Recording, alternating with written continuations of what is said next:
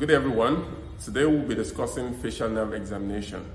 So the facial nerve is the seventh cranial nerve and a nerve that's commonly tested in the exams. So it's important that you know how to demonstrate the facial nerve examination.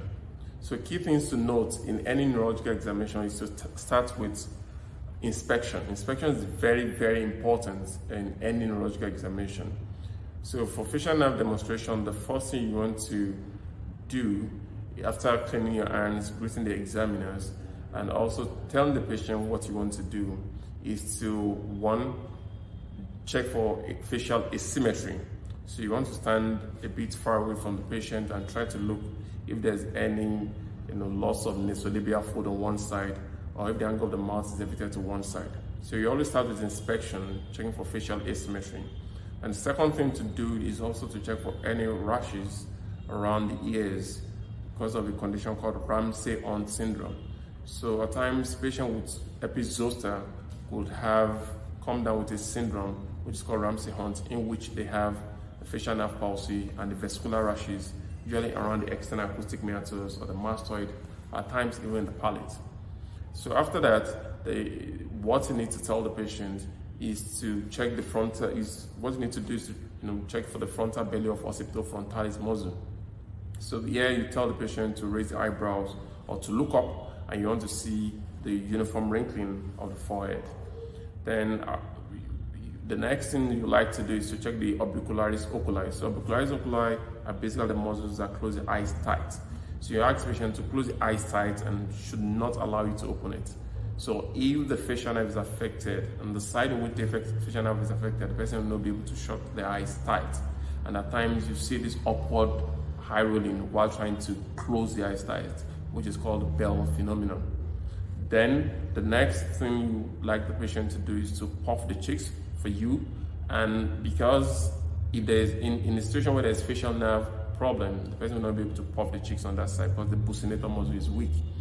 At the same time, may I ask the patient to whistle, then followed by asking the patient to tell the patient, show me your teeth or bare the teeth. So it's not clench the teeth, because if you say clench the teeth, you're checking for cranial nerve 5. These are the muscles of mastication.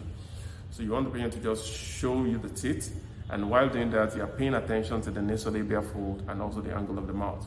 So the angle of the mouth will be deviated to the normal side, and the nasolabial fold on that side will also be very, very prominent. And after that, it's important, you can ask the patient to whistle for you, and not everybody can do that. So it should not be used in isolation to see whether someone has a facial nerve problem or not. But that's one of the things you want to check for, and it's also a function of the buccinator muscle. Then after that, you can ask the patient to contract the platysmal muscle as if they want to shave, and you try to look whether the muscles are contracting or not. Then followed by that, you want to check for the nerve to stapedius integrity.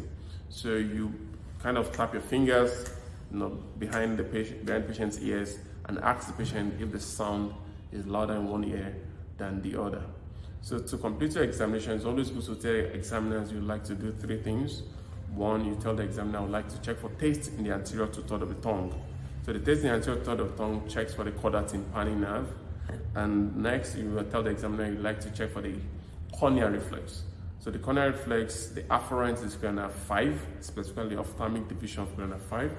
And the efferent is cranial 7, which shut the eyes. So corneal reflex is something you also tell the examiner you like to do. And finally, you want to tell the examiner you also want to check other accompanying cranial nerves. So you want to check for cranial V1 and V2, and that's the ophthalmic and your maxillary using your fine touch, or cotton wool. Then you want to check for cranial 6, ask the patient to follow your eyes and see whether they can bury the cornea. And also cranial 8, whispering to the patient's ears, checking one ear at a time. They have to close, using their finger to close tragus, then whisper into their ear and see whether they can hear what you say close to them. So that's cranial 8. And the main reason why you're checking for the accompanying cranial nerves is because cranial V1, V2, that's ophthalmic and maxillary, 6 and 8, alongside with facial nerve, all meet at the cerebellopontine angle. So if you have a tumor there, it can affect the ophthalmic, the maxillary, the 6 and 8, and will help you to localize the lesion.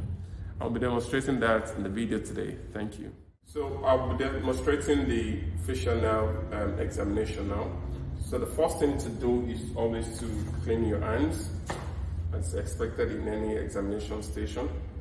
And after that, after you might have greeted the examiner, so you want to tell the patient what you'll be doing. So good afternoon, sir. Good afternoon. So I'm Dr. Ido, and I would like to examine your face today. Is that okay? Yes. So I'll be examining the nerves of your face, and I'll be asking you to carry out some instructions. If that's fine. Can I proceed? Yes, you can. Okay. So the first thing to do is always to step back and check for any facial asymmetry. So look if there's any facial deviation or probably loss of nasolabial fold on one side.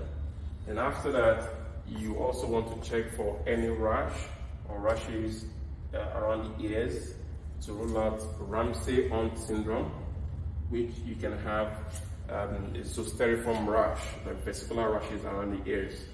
Then you ask the patient, you're going to stabilize the patient's head, so I'm going to put my hand on your head, that's fine.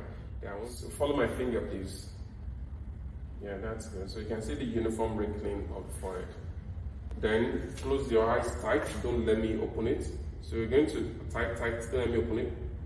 Okay, so if there is facial nerve affectation, especially if there's a lower motor neuron lesion, so the face on that side, one will be able to open it, right? Telling you that the entire nerve of that face is affected.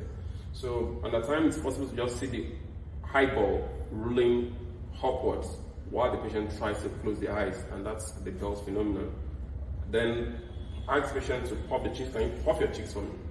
Okay, so patient will try to pop the cheeks. So in this case, it seems the right cheek is well popped out, so meaning that the postnatal muscle here is intact and probably weak on this side. So you may just want to press and see whether air will leak.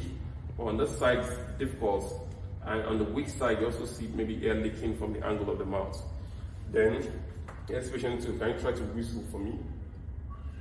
Okay, so not everyone can do that, so you can use that in isolation. Then ask patient, can you show me your teeth? So show teeth. So you see the fact that the angle of the mouth deviates to the normal side. So telling you that this side of the face is weak. And what you're checking for is the levator angular oris, that's the muscle that pulls the angle of the mouth there. Then it's also important checking the platysma muscle. Can you tense the muscle of the neck? Can you do this for me? All right. So can you do this? So you see the muscles of the neck, quite tense.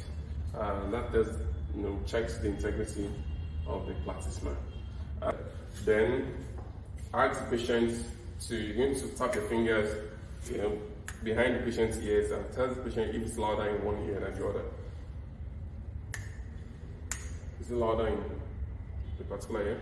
Okay, so if there's a damage to nerve stapedius, it will be louder in that particular ear. Then finally, it's important to tell the examiner that you also like to check for taste in the anterior two-thirds of the tongue, and likewise you want to check the corneal reflex. So, and finally, you want to check for the accompanying cranial nerves. So check for the accompanying cranial nerves, you can check for cranial nerve 6. Can you follow my finger to that side with your head still, and can you follow it on this side as well? So, and you can also check for the fine touch using cotton wool, checking the sensory modality in the V1, that's ophthalmic area, and also in the V2 area as well. So finally, you want to check for cranial nerve 8, and that's the vestibulocochlear nerve. So what you need to do is that you go to the back of the patient and then close, mount pressure on the tragus of the other ear. Then from the back, you want to whisper maybe a name or a number into the ears. 6. What number did I say? 6. Then you close the other ear as well. Then you go to the back and also whisper into the other ear. So this is just to check for the integrity of cranial 8.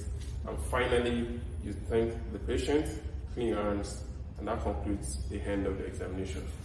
Thank you.